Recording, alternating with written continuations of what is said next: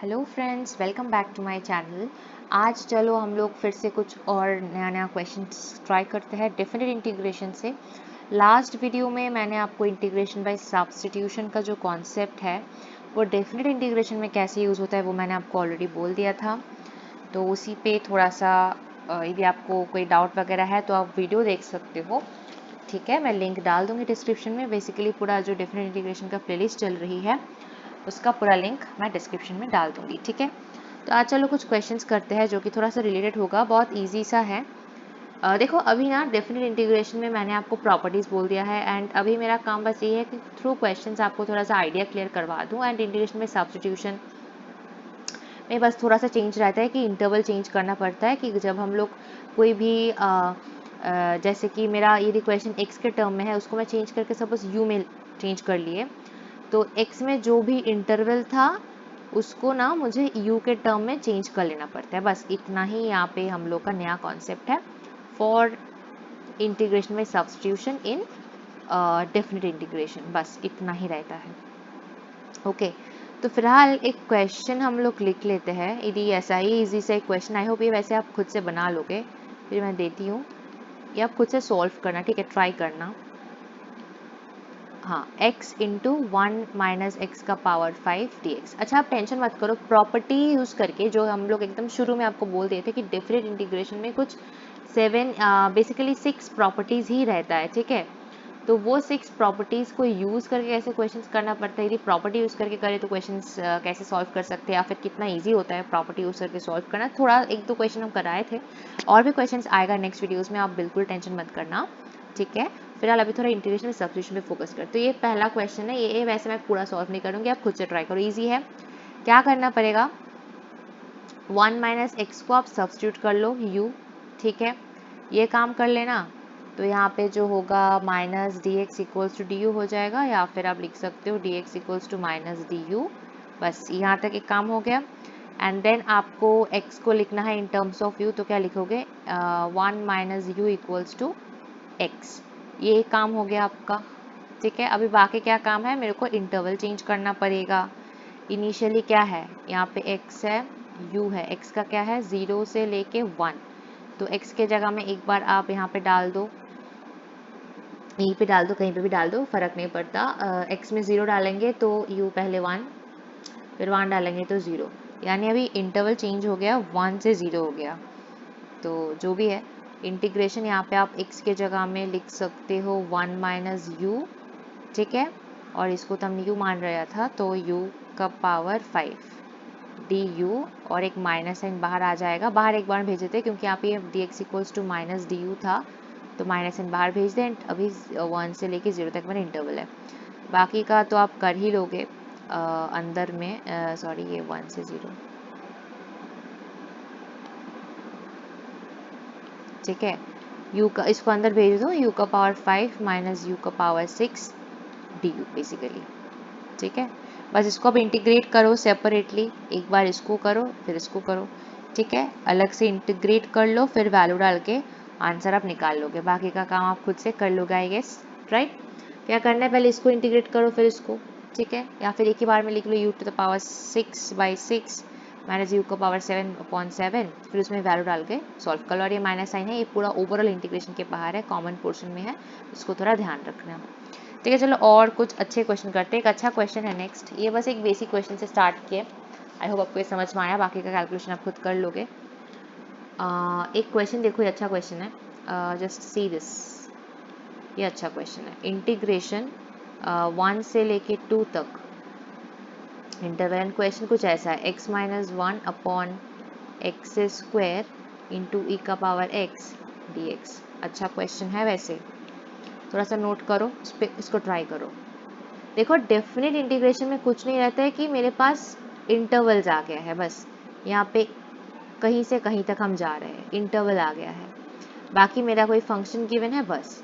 मेरे को जैसे हम इंडेफिनिट में सोचते थे, जब इंटरवल नहीं रहता था तब जैसे सोचते थे क्वेश्चन सॉल्व करने के लिए, जो प्रोसेस सोचते थे वही सोचेंगे ना यहाँ पे, ज़्यादा यहाँ पे मतलब और टेंशन का कोई है नहीं बात।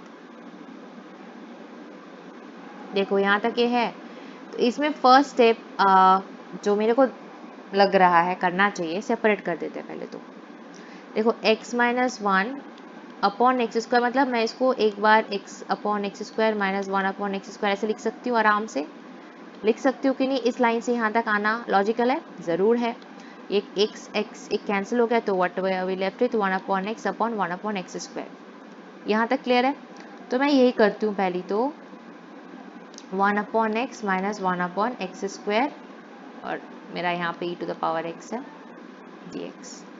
ठीक है, अभी ये ब्रैकेट में लगाओ या ना लगाओ फर्क नहीं पड़ता, पर ये वो ऐसा है क्वेश्चन। ठीक है, अच्छा तो फिलहाल अभी मैं क्या कर सकती हूँ, इसको सेपरेट कर सकती हूँ, ऐसे कर देती हूँ। देखो थोड़ा आप सोचो, मैं बोलने से पहले थोड़ा आप सोच लो, क्या आप सोच पा रहे हो? ठीक है, ये एक कॉन्सेप्ट यहाँ पे आ रहा है। यदि आपको इंटीग्रेशन का कॉन्सेप्ट अच्छे से आता है, बहुत अच्छा प्रैक्टिस बना के रखे हो, तो यू कैन ऑलरेडी अंडरस्टैंड अभी क्या होने वाला है यहाँ पे। थोड़ा सोचो, आप टेक योर टाइम। कैसे मैं इसको सॉल्व करूँ अभी बोलो। राइट, यदि आपको याद है इंटीग्रेशन बाय पार्ट्स नाम का कोई कॉन्सेप्ट पढ़े थे हम लोग जी, कुछ कुछ बच्चों को तो अभी समझ में आ गया होगा। इंटीग्रेशन बाय पार्ट्स, वही कॉन्सेप्ट यहाँ पे यूज़ करेंगे। इसको, इस पर्टिकुलर फंक्शन को हम एज इट इज रख देते हैं, इस पर्टिकुलर फंक्शन को हम एज इट इज रख देते हैं, इसी पार्ट को सॉल्व करेंगे। ठीक है, हम इस पार्ट को सॉल्व करेंगे। चलो सॉल्व करते हैं।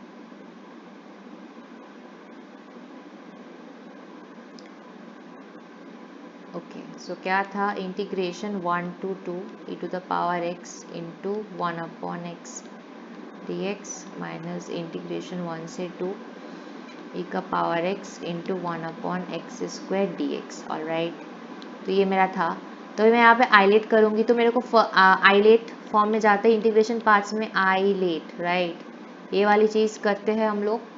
तो इसमें मेरा एल्जेब्रिक फॉर्म पहले, अभी टेंशन मत करो, इसमें मैंने आपको डिटेल में पढ़ा रखा है।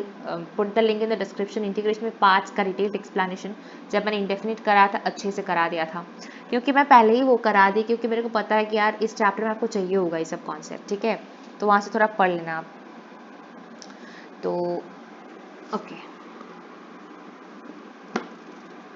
सो यहाँ पे आइलेट फॉर्म पे हम लोग जा रहे हैं। तो एल्जेब्रा का जो पार्ट है वो पहले आना है, उसको हम फर्स्ट फंक्शन मानेंगे, एंड फिर यहाँ पे मेरा जो है एक्सपोनेंट। तो यहाँ पे this will be my first function, क्योंकि ये एल्जेब्रिक टर्म है, and e to the power x will be second, and इसको मैं एज इट इज रहने देती हूँ। ठीक है, तो कैसे करते हैं, इसका एक फॉर्मूला रहता है, अभी मैं मान के चल रही हूँ, नो द फॉर्मूला।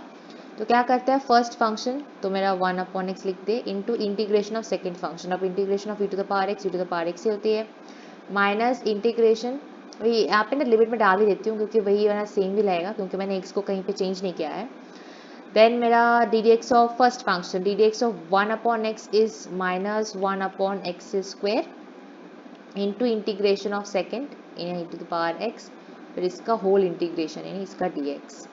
अच्छा, काम हो गया, और इसको एज इट इज ये टर्म जैसा था वैसे ही हम इसको कॉपी कर देते हैं। अभी यहाँ पे ध्यान से देखो, 1 upon x into e to the power x, minus ये बाहर आ जाएगा तो plus integration 1 to 2 1 upon x square e का power x d x, minus integration 1 to 2 e का power x into 1 upon x square d x. तो देख ही सकते हो, यहाँ से समझ में आ रहा है, this two terms will be cancelled, we are only left with this 1 upon x into e का पावर एक्स। अभी भूलो मत, इसमें लिमिट डालना पड़ेगा 1 से 2, क्योंकि ये मेरा डेफिनेट इंटीग्रेशन था, लिमिट गिवन था। डाल दो, पहले मैं 2 डालती हूँ, तो 1 अपॉन 2 ई का स्क्वायर, मैंने सही में 1 डाल दूंगी, तो 1 अपॉन 1 इंटू ई का पावर 1 यानी ई ही बचता है। So we are left with e square. ठीक है,